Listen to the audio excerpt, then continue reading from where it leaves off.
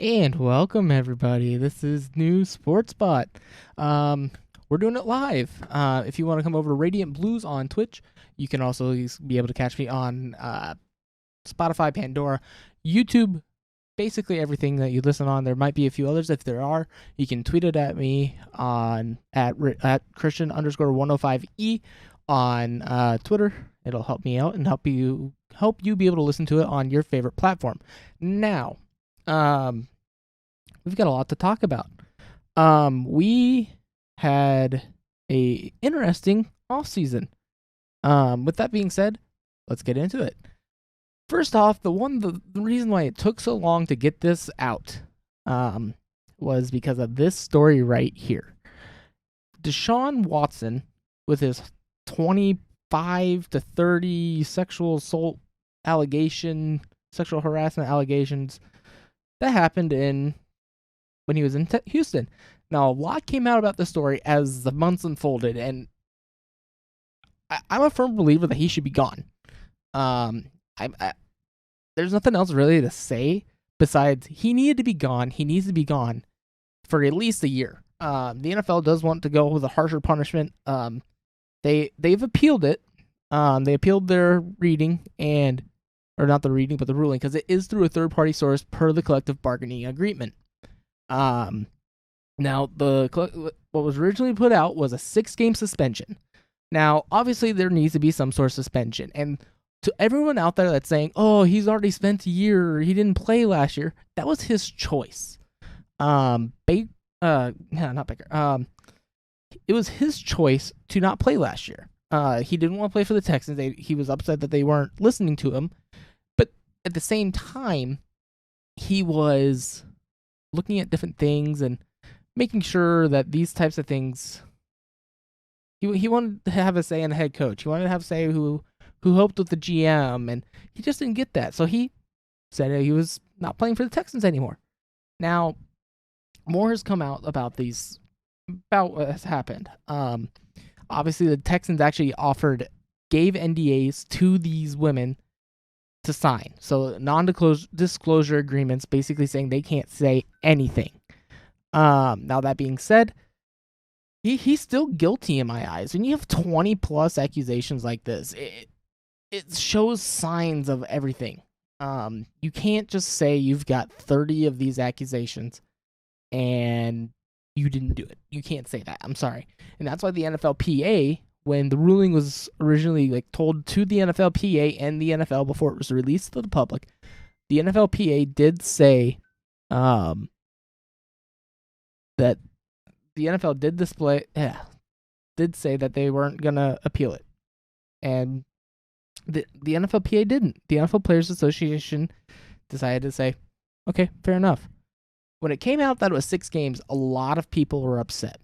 You've got Calvin Ridley You've got Calvin Ridley, who he is now out for a year because he gambled. And I understand why the NFL did that. Don't get me wrong. The NFL suspending a player a year for gambling, I get it. I get it. Although he wasn't with the team, he wasn't playing, he wasn't doing anything. He had no contact with anybody. He was suspended because of the integrity of the game. Now, Deshaun Watson being, again, suspended for the 6 games was kind of outrageous to a lot of people. And Watson, like I said, he deserves a suspension. It deserves to be longer in my eyes. In my eyes, it should be at least a year. The NFL actually wants it to be an indefinite suspension. They want him to be gone. And I don't blame them. And if he gets that indefinite suspension, he has to apply for reinstatement. And what that means is he has to go through Roger Goodell to be able to play in the NFL again. And it's a long road when you do it like that. Look at Josh Gordon, for an example, with his marijuana issues he had to keep reapplying every time. And it's one of those things that you need to be able to understand what the atmosphere is in the league. There's a lot of players who were not happy with that ruling. The NFL understood that. Now, what I like about the new collective bargaining agreement is it's third party. It saves the NFL, because what the NFL can say is we didn't. If it was a ruling and the fans weren't happy with it, the NFL doesn't give. Obviously, the NFL doesn't give the ruling. The NFL can straight up say, we didn't give that ruling. We had a third party do it, and that's what they ruled. So if the NFL did that, and if they didn't appeal this Deshaun Watson suspension, they could have straight up said that this is what everyone wanted. Everyone wanted a third party, and now you see what's happening. The NFL could have said, we did our part. We followed the third party agreement and the collective bargaining agreement, and we lost. Or what they are doing now, which is a good thing here, they were able to appeal it, where that's in the past they weren't really able to appeal it unless it got to like the Court of Appeals or whatever, and if it went like multiple levels and multiple steps in the future. Now it's different. Now the NFL can just say, we tried. But again, the NFL appealing is the best thing. Roger Goodell said earlier today on Tuesday, August 9th, that the NFL is looking forward a harsher penalty. They're seeking a tougher penalty because the quarterback's actions were egregious and predatory behavior. And I 100% agree with that. Because you look at that. You have to look at everything in this story. I get the NFL only put up like 5 cases, but still, 5 cases. You've got Ben being, was it Ben or who was it? Ray Rice, or Big Ben was basically suspended for 4 games. Then when he appealed, it got down to 2 because for one woman. But this is, in this case, in the way they ruled it, it was 5. But in the aspect of if it's true that it's 25 to 30 women, he's supposed to be gone. And like you look over at the MLB, they put, I think, a 2-year suspension on Trevor Bauer for. Granted, his was a little more brutal, but that's a different story. It's something that like that. You look at other leagues and they're doing it right. They're doing what they need to do to be able to show the fans that, hey, we don't approve of this. What this ruling shows is that it's rough to do that in the NFL, and like especially with the new third-party agreement, when it was someone else, when it was not the NFL, when it's one of those things that need to be looked at in the future. Now, again, the appeal is moving forward, and it's going to be interesting forward. And like I said, the NFL does want it to be indefinite, and I 100% agree to the point of he needs to be gone longer than 6 games. Now, again, we will come back to this in the future, obviously, after the appeals go through and everything goes through. It's going to come down to what happens in this court cases, in the appeals cases, and it'll be interesting to see what happens. Now, with that being said, let's go over to Carolina. Or I should say Cleveland/Carolina. Because Baker Mayfield is now a Carolina Panther. Now that being said, it is a very, very interesting move because, again, he is moving into the NFL, into a different position where he is going to be fighting for his starting position. He never really had that in Cleveland. He kind of did at the beginning with Tyrod Taylor, but also Tyrod Taylor was supposed to be a model, a bridge to Baker, basically until he was ready to play the game. And once that kind of happened in the middle of a game and Baker hit the road running and won that first game in years for Cleveland, they were winning. Now, he is now traded to the Carolina Panthers and is now battling for the quarterback position with another quarterback from the exact same draft, same round. Very similar stories where the teams gave up on them in a way. 2 different ways that it happened, but the team still gave up on him. He is now going against Sam Darnold. Now, the conditions of the trade were what really kind of intrigued me. The Panthers get Baker Mayfield and only pay about roughly $4.5 to $5 million of the contract. Now, the Browns get a 2024 conditional 5th that turns into a 4th based on playing time, and they are paying $10.5 million. Now, the rest of the money, because he was supposed to get $18.5 million, the rest of that money is converted into incentives. Basically saying Baker can still earn that money through his play and through the playing that he can do. And again, it's going to be interesting to see how this moves forward and how everything happens. Because again, Baker is a type of player who is going to fight for every play, fight for every game, and everything. Now, again, Baker's in a different position than he has been in for years. And I really think Baker is more than likely going to get that job. Now, do I think it's the best situation for Baker to be in? No. He could still be in Cleveland, and I feel like he'd be in a better position. But he is not. And that's the issue. Now, again, Baker is the guy that's going to fight for that job. And I feel like he's going to win it. You don't trade for a quarterback and say, oh, we're not going to play you. Especially a quarterback of that caliber.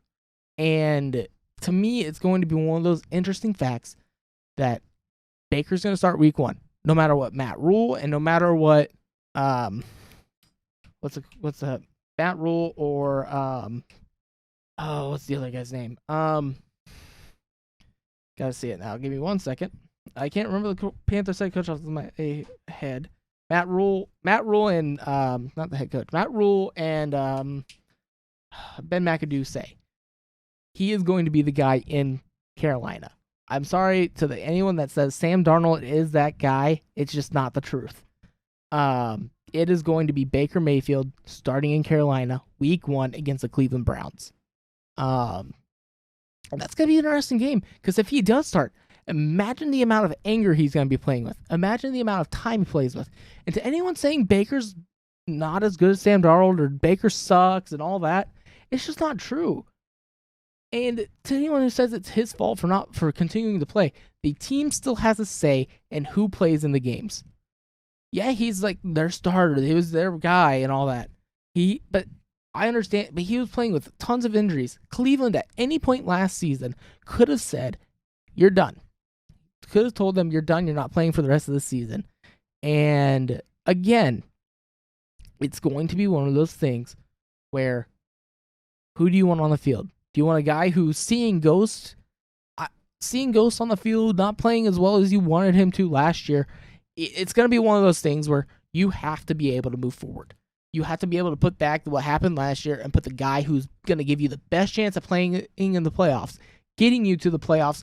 Because don't get me wrong, the Panthers are basically, I would say, maybe a quarterback play their quarterback play away from being in the playoffs. And Baker can give them that. Baker is the guy that's going to give them that edge and give them that player. I really think that if you look at him, he gave everything to Cleveland. He sacrificed himself for that city. He sacrificed himself for that team. Now, again, you have to look forward. Now, as we move on to the show, as I said, football's back. It's preseason football right now, but football's football at this point. I watched the Hall of Fame game. Nothing too notable. I will say Stidham did look comfortable in that offense that he's been in for 3 years over in New England, but 2 or 3 years over in New England, and now is playing in it in Vegas. But again, here we are. We're going to look at how these players are going to be playing together. We're going to look at rookies coming in. We're going to look at starters probably getting a series or even less in the first game of the week. And football's football. Football's back. Last Sunday, 2 days ago, was the last Sunday without football until February. We are that far. We are that close to normal football games day in and day out. Now, we are going to be talking about a lot, and we're going to be moving forward here. Now, Cardinals wide receiver, former Ravens wide receiver, Marquise Hollywood Brown was arrested in Arizona for criminal speeding, which is in Arizona, it's 20 over, and it's a misdemeanor. But he was going 125, 126 miles per hour in a 65 mile an hour zone. Obviously not the best look, especially after what happened last year with, was it Ruggs? Yeah, Henry Ruggs, and that incident that had happened and unfolded last year. And I will say there's going to be a lot of things going forward. I really think that Arizona is. I said this when Kyler Murray, when I saw Kyler Murray play his first year, they were a year or two away. It is now 3 years. This is the year that they need to like finally go in all in and try to push it into for a Super Bowl. Because Kyler did sign that extension. He signed an extension this offseason. It was a big extension. But the issue with that is that he has to now play to that potential because he's still on that rookie deal. He's got the fifth year option being accepted. He is now being able to move forward into the league and being able to play. Now, you have one more year of rookie contract money. You need to put it all in. You need to go all in right now and go. Once that rookie contract money goes away, it's gonna be you're gonna have to pay this guy. You have to pay your quarterback still. You still have to pay this guy. It's gonna become harder to win the Super Bowl when your quarterback isn't on the rookie contract anymore. And that's why, like, when you see teams draft that rookie quarterback, they sign, say, a star defensive end who turned out to be a free agent. They sign the star wide receiver. They draft this young running back. They draft this young wide receiver, and they start getting these pieces and these defensive pieces that you wouldn't expect, say, like, for example, in Green Bay, you wouldn't expect them to sign an Odell Beckham Jr. anymore. The money's not there. You wouldn't expect them to sign, say, Khalil Mack to a contract because the money's not there. It's those things that have to fall into place. But when you're with a rookie contract, you can pay those guys the money they want. You can throw the money at them. And it's just going to work. Like, you go look at, like, for example, Cincinnati last year. They threw money, even into this year. They threw money at the offensive line. They looked at the weakest point in their offense and said, the offensive line really killed our quarterback. What can we do to save our quarterback in the future?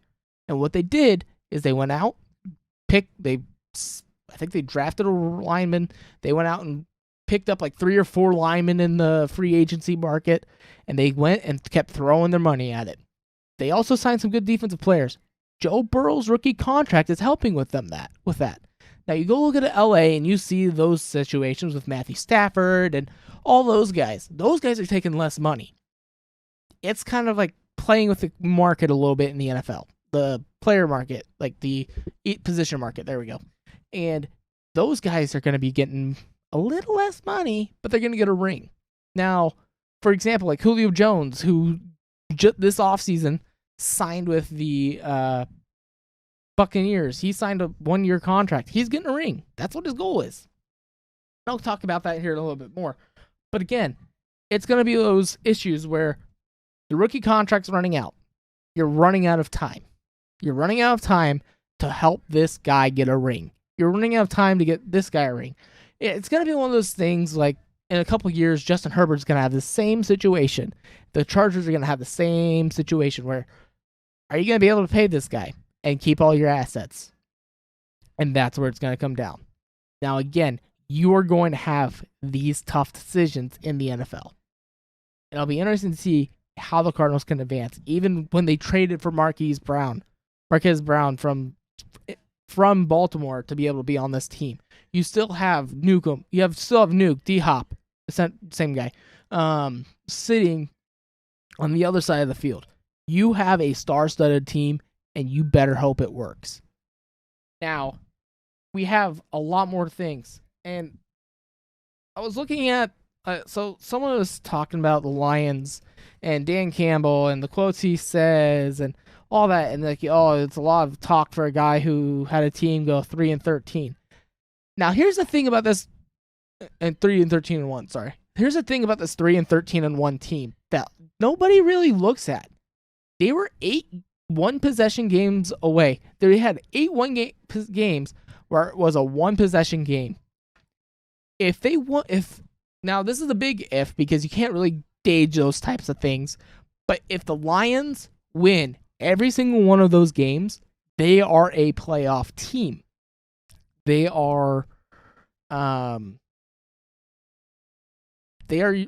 playing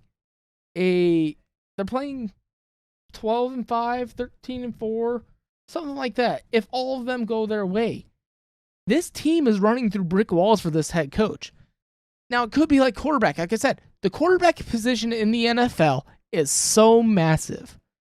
Because if you don't have a good quarterback, but you have this star-studded team like Detroit has, it could go wrong. You could have this 3-13-1 season.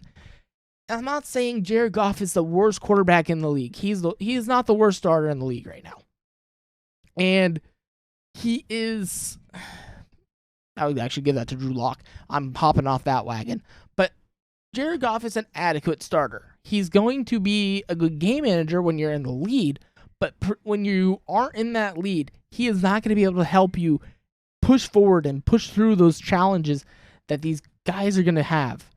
Like, he's not going to be, like, putting up, like, who am I thinking of? He's not going to give you the Baker Mayfield play. He's not going to give you the Kyler Murray play. He's not going to give you the Russell Wilson play. He's just... In the league today, you want to have a mobile quarterback. Jared Goff, yeah, he's kind of mobile, but he's not what you expect an NFL quarterback in 2022. You want him to move. You want him to be able to get the ball deep. You want all these intangibles. Jared Goff is missing a lot of those intangibles, and it's going to be an issue in the future. Now, a big thing, news coming out of the NFC, more big news coming out of the NFC North is about Aaron Rodgers. With that being said, he had a big issue of basically, not a big issue, but an issue of basically saying to win back-to-back MVP seasons, he was taking I don't remember what type of, it's like a tea, ayahuasca, I think I said that right, to help with his back-to-back MVPs. Now, ayahuasca is a tea that has I think it's like a small amount of DMT in it. Now, DMT, if you do not know, is a drug that causes hallucinations and halogens and all that.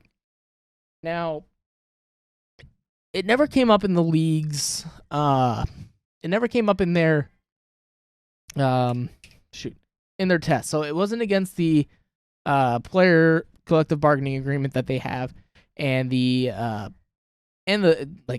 all those things that they have to test for, the drug testing rules and all that. It did not get in trouble with that. So he was okay. That is why it was okay for that. Now that's going to open I feel like that's going to open a big can of worms. It's going to be big rules, big changes. I feel like there's going to be talks after this season about what drugs are going to be inputted into this system in the future. Now that being said, I don't know if this is gonna damage a whole lot of his legacy. Obviously, I didn't notice any differences. And Rodgers has said this is pretty natural, and it happens a lot down in where he was at and vacationing.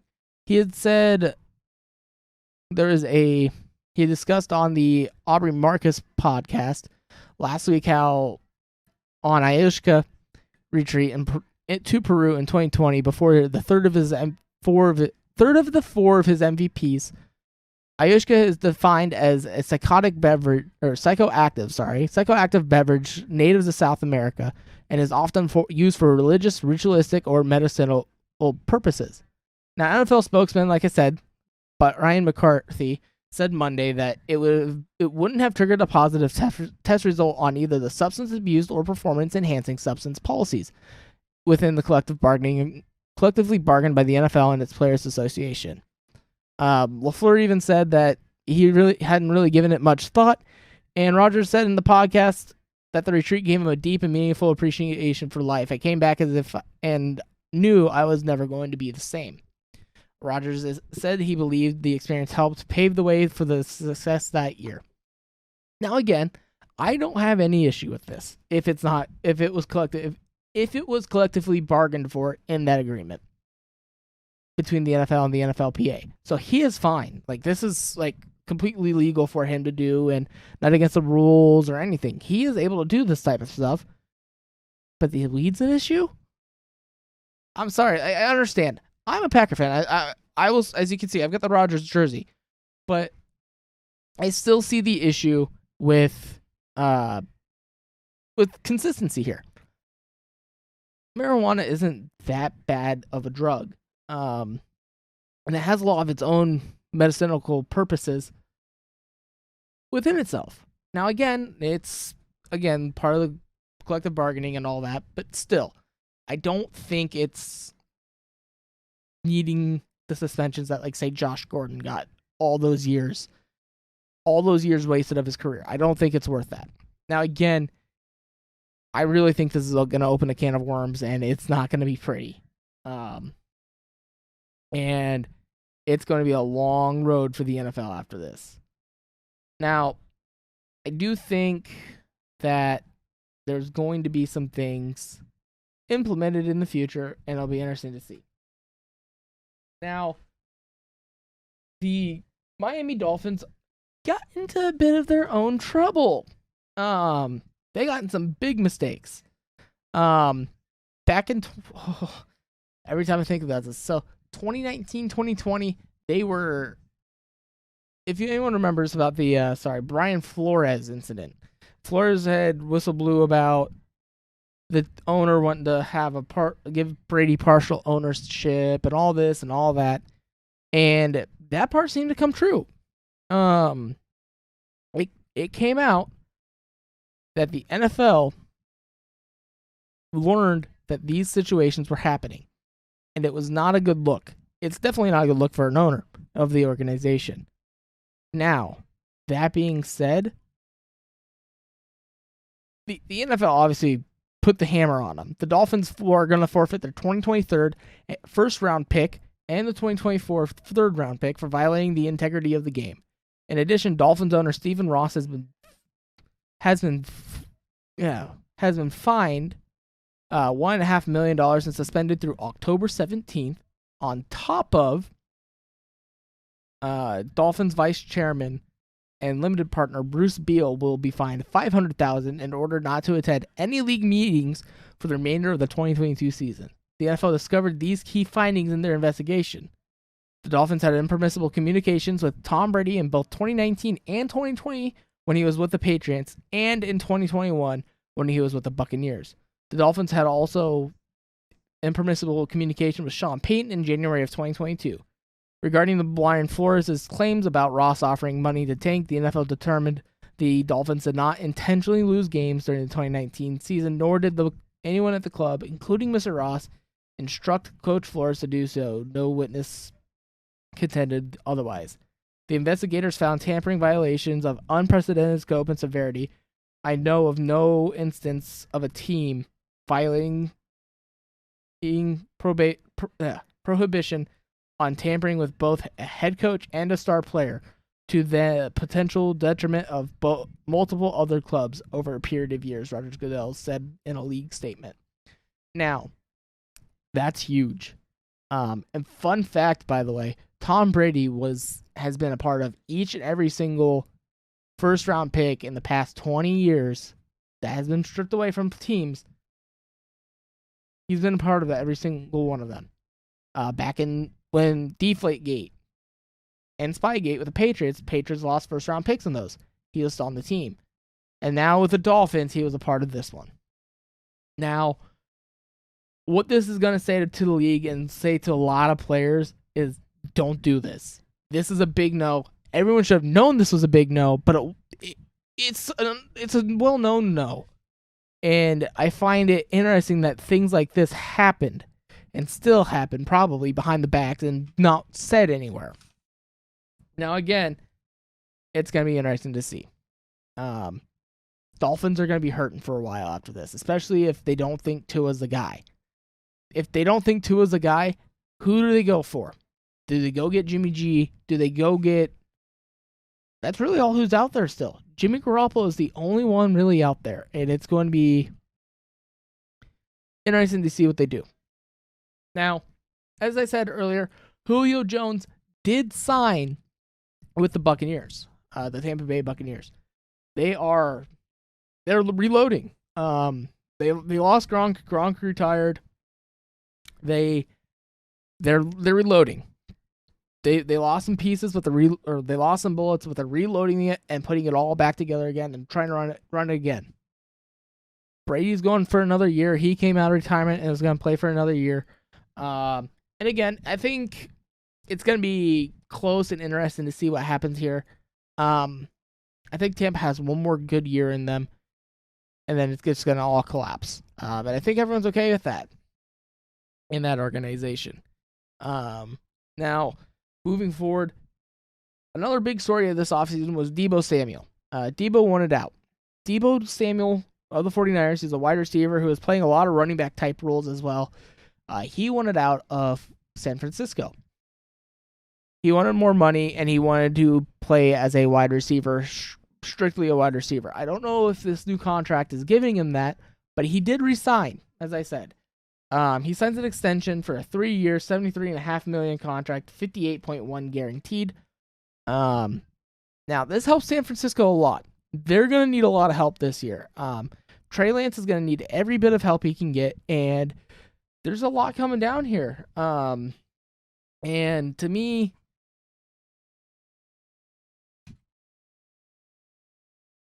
it's going to be interesting to see what comes forward and what happens here. Because, again, I think Jimmy Garoppolo is going to be one of those guys that's going to need help. He's not going to give you the... He's not going to give you that win now type presence. He's going to be, I'm a game manager. I'm going to get you through everything. And hopefully we can get through it together. Now, it's going to be tough to see. Trey Lance is definitely the guy moving forward. And they drafted Trey Lance for a reason. And rightfully so. I don't blame them for wanting to move on. Now, as I said, Jimmy Garoppolo is still in the trade block. I think, like I said, he's not a bad quarterback. But here's what's going on. The 49ers are continuing with Lance, as I said. Jimmy G is still on the trade block. Jimmy G is still part of the team. Kinda. As you can see here, Jimmy Garoppolo is not practicing with any of the wide receivers.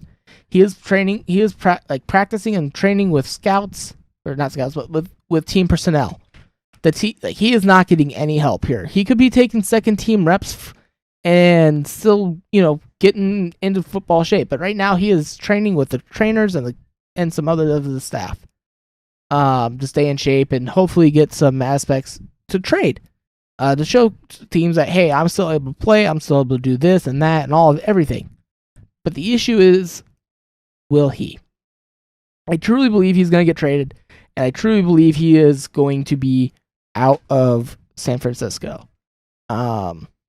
Sadly enough, I think it's going to be interesting to see what happens, and I don't know where this is all going to go. I truly believe that if Dolphins don't believe that Tua is their guy, he is going to go to Miami.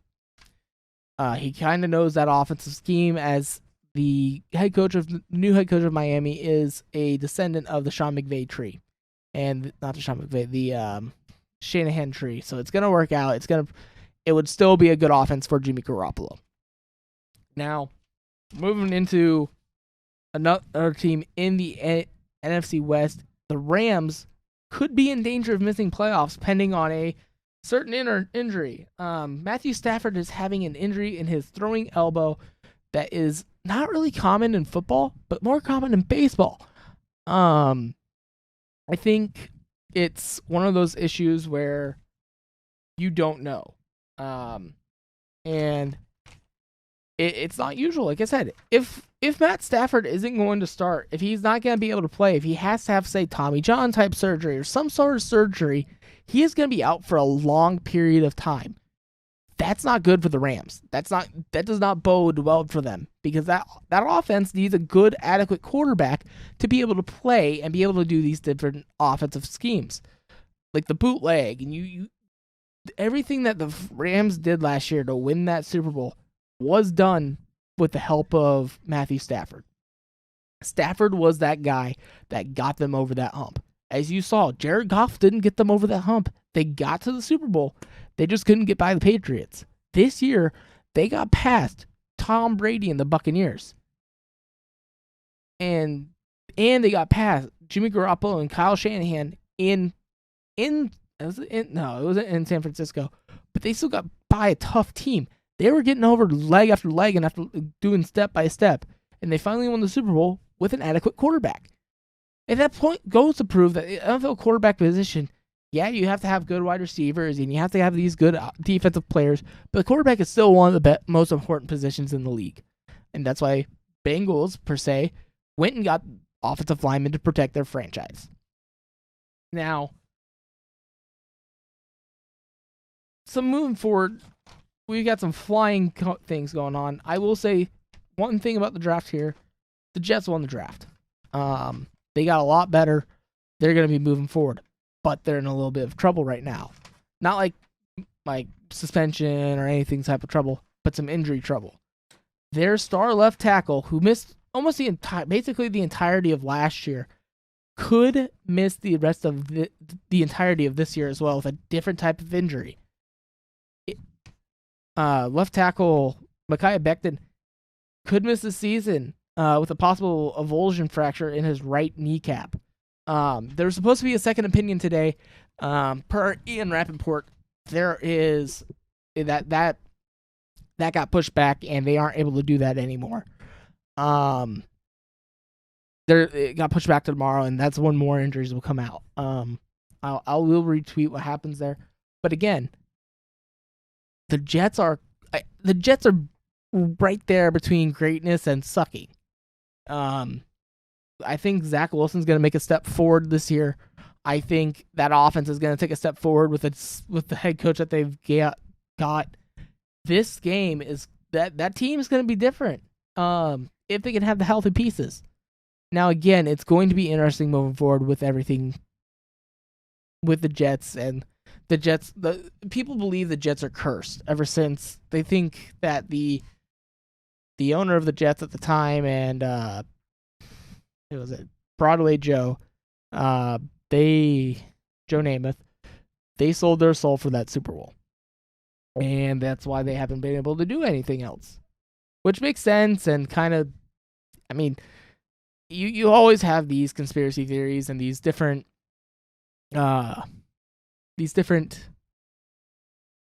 thoughts and different curses and all these. You had the curse of the Bambino. You had the goat curse over in Chicago. For baseball, you had all these different curses, and that's what people think this is. They think that they sold their soul and cursed the team for all the rest of the time.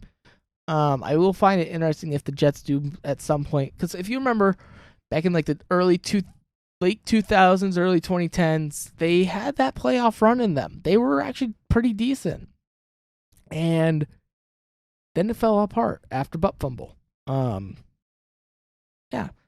And now it's going to be interesting moving forward. Now the Broncos, moving forward to the next subject here, the Broncos are officially owned by the Walton family, as well as with the Walton and Penners group. With actually, fun fact, F1 driver Lewis Hamilton is a part of that deal.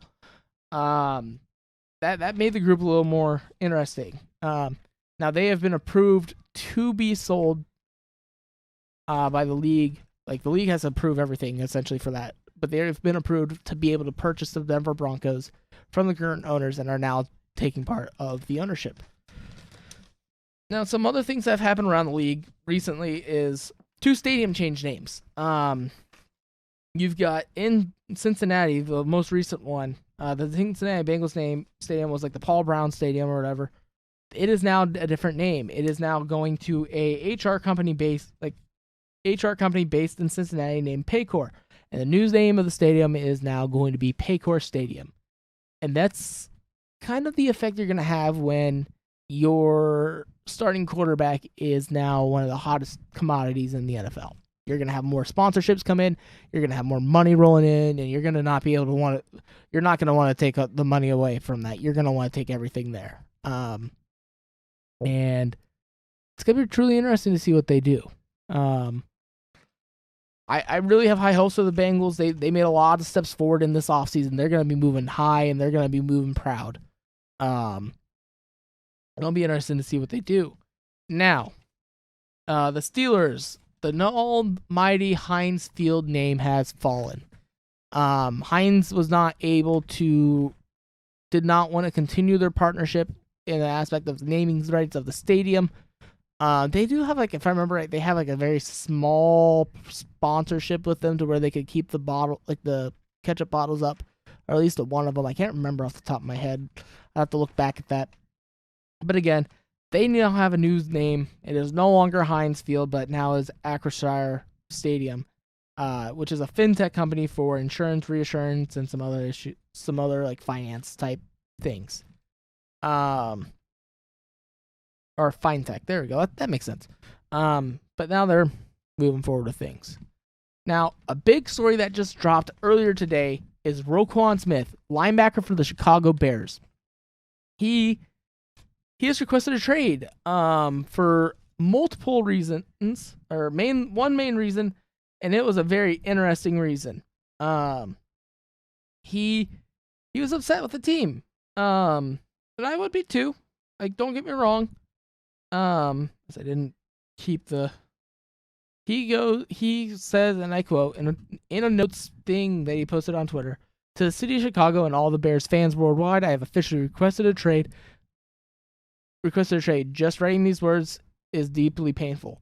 I'm a kid from Macon County, Georgia, where when you grow up playing football, you dream of making it to the NFL one day. However, playing the linebacker position, you never imagine getting drafted in the top 10 by the Chicago Bears. I'm a homegrown Bear. A dream come true for me to have an opportunity to put that Bears helmet on, wear some jersey that the legendary linebackers did. It's an indescribable feeling. Walking these hallways the past 4 years, you can feel the spirit. You feel the pressure to live up to that timeless history, that great legacy.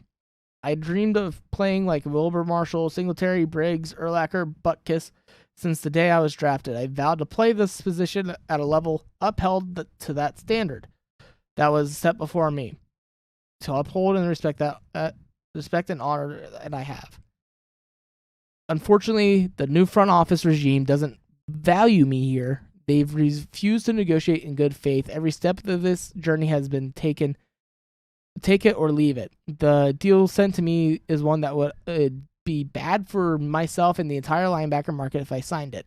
I've been trying to get something done that's fair since April, but their focus has been on trying to take advantage of me. I wanted to be a Bear for my entire career, help this team bring a Super Bowl back to our city. However, they have left me no choice than to request a trade that allows me to play for an organization that truly values what I bring to the table. I haven't had the chance to talk with the McCaskey family, and maybe they can salvage this, but as of right now, I don't see a path back to the organization I truly love. I hope and pray, and at the end there. Now, the GM comes out later and says they do have plans for him, but things could be a little difficult. He goes, my feelings for Roquan haven't changed at all. I love the kid, love what he's done on the field, and we've shown respect very early. I thought the offer showed him the respect he deserved. We have to do what's best for the team, but my intention is to resign Roquan Smith. Now, the issue with this is Roquan Smith, like he said, is entering his 5th year, which means he is on the 5th year deal, basically the 5th year option deal. He's trying to negotiate a long-term deal where he locks himself in with the Bears and gets some money for himself. And the thing is, I don't have an issue with that. Mainly because you've got running backs who are done and out of the league in 4, 5, 6 years. You've got linebackers out of the league in 7, 8 years. He's trying to get what he can get while he's in the league while he can. I understand that. It's going to be a tough negotiation process, and it's going to be one of those things where it could come out to a fallout holdout next year if they franchise tag him. Now, do I truly believe that they're going to do that? Probably. It's going to probably come down to that same situation there. So I really hope for this organization that they don't do that. And I really hope for Roquan Smith he can get the money he deserves. He's a good linebacker. Every game I've watched with the Packers Bears, he's been a dominant figure in that game. And it's just been interesting. Another player also wants out of their current organization, and that is Kareem Hunt. Cleveland Browns running back. He wants out of Cleveland after multiple failed contract talks and has asked for a trade, and he was told no. Again, as I said, the people are starting to realize the NFL is seeing the running back position as super replaceable. You don't pay a running back. If you pay a running back, you're risking everything. And it's been shown time and time again. You look at, say, Todd Gurley when he was over in L.A. with the Rams, or St. Louis with the Rams, and they let him walk. They traded it. I can't remember if they traded him or cut him, but he was gone. There's multiple cases of evidence showing that the running back position is not as valuable as people think. Yeah, you want to have a good running back. You want to have him be good, but you don't want to pay him for a second contract. It's difficult in the league to get a second contract as a running back because the knees, your hits, all that stuff adds up. And you're being asked to catch a ball. You're being asked to run the ball. You're being asked to block for the quarterback. You're being asked to block for different positions. That role is going to be, your body's going to be done after that 4, 5, 6 years, and it's going to be difficult to come back. Now, I will find it note that is going to make it interesting because I will say right now, Cleveland has a three-headed back in the backfield, a three-headed dragon in the backfield. Their top 3 running backs are all stellar. They're all really good. They're all really dominant figures in the league. And Cleveland wants to move off of one of them. It's the same situation that happened in Green Bay. Green Bay had Aaron Jones and Jamal Williams in the backfield, and they drafted A.J. Dillon. A.J. Dillon became what they wanted him to be, and so they let Jamal Williams walk. They knew Aaron Jones was their running back, and they gave him the second contract over Jamal Williams because they wanted that speedy back in the backfield. And Aaron Jones was more of a speedy type back than Jamal Williams was. Williams was more of that power back, and which is what now A.J. Dillon is. And again, you have to look into the future. You have to understand rookie contracts are going to king out the second contract. Rookie contracts are so cheap right now that it makes so much sense for a team to say, we could pay this running back, or we could draft another running back that we know has some pretty good intangibles that we want, and just move on, essentially. And that's what they do. That's what the NFL does, and they understand that now. At least some teams do. Now, the Ravens have made the best kicker in the league, and probably the best kicker in the league history, besides maybe Adam Vinatieri, the highest paid kicker in the league ever. Justin Tucker got a big payday. I haven't seen any money figures yet, but he is now the highest paid kicker in NFL, and he deserves it. He broke the record last year with a 66-yard field goal. He's been super accurate his entire career. He has been a dominant kicker. The Ravens can always count on him to kick that clutch field goal. The league is, understand it. A lot of people don't think kicking should be as big of a thing as it is in the NFL, but it's still there, and you still need a good kicker. You still need that guy, like I said, to kick that record-breaking, game-winning field goal if he feels like he can do it. If it was a mile high, he probably could have kicked a 70-yard field goal, and it would have been down the middle of that in the uprights on the other side of the field.